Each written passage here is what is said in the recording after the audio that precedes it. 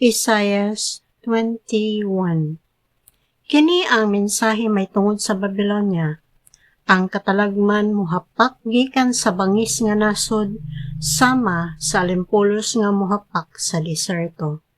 Gipakita kanako ang usa ka makalilisa nga panan-awon bahin sa pagbudhiay o pagpinatyanay. Elam, tungas, dasdas ug sulong. Media, palibuti ang mga syudad kay tapuson sa Dios ang mga pagpaantos nga nahimo sa Babylonia. Busa, tungod sa maong panan-awon, gibati ako kalisang ug kasakit sama sa babaye nga nagbati. Nalipong ako ug nagkulog sa kahadlok.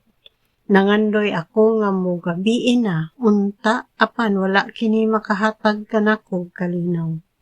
Sa maong panan-awon, may giandam nga lamisa, gihikyad ang mantil ug nangaon sila ug nag-inom. Unya sa kalit, may misinggit, tindog mga pangulo, andama ang inyong mga taming. Unya kini ang gisulti kanako sa Ginoo. Lakaw, pagbutang og gwardiya ug ipataho niya ang iyang makita. Inigkakita niyag mga tawo nga nagtinagurha sakay sa mga kabayo, sa mga asno ug sa mga kamelyo. Bantayi gayud niya kini pag-ayo. Unya misinggit ang gwardiya. Ania ako sa bantayan adlaw ug gabii, ug ania nagpadulong nganhi ang mga tawo nga nagkabayo nga nagtinagurha. Ug may miingon, napukan na gayud ang Babylonia, ug nangadugmok na ang iyang mga Diyos-Diyos. Israel, katawhan ko nga gigiok ug giayag.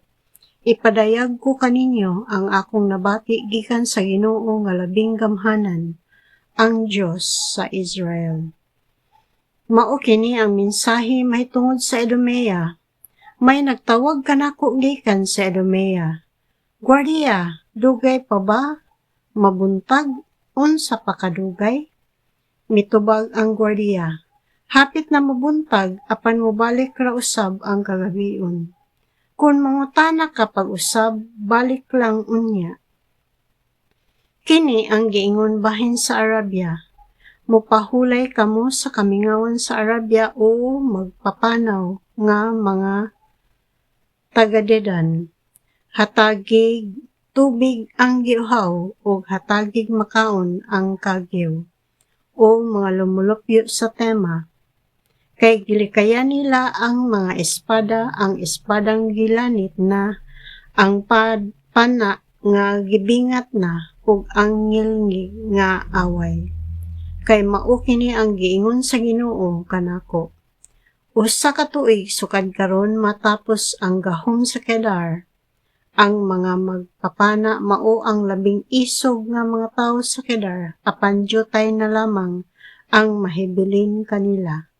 Ako ang Ginoong Diyos sa Israel, mao'y nagsulti niini.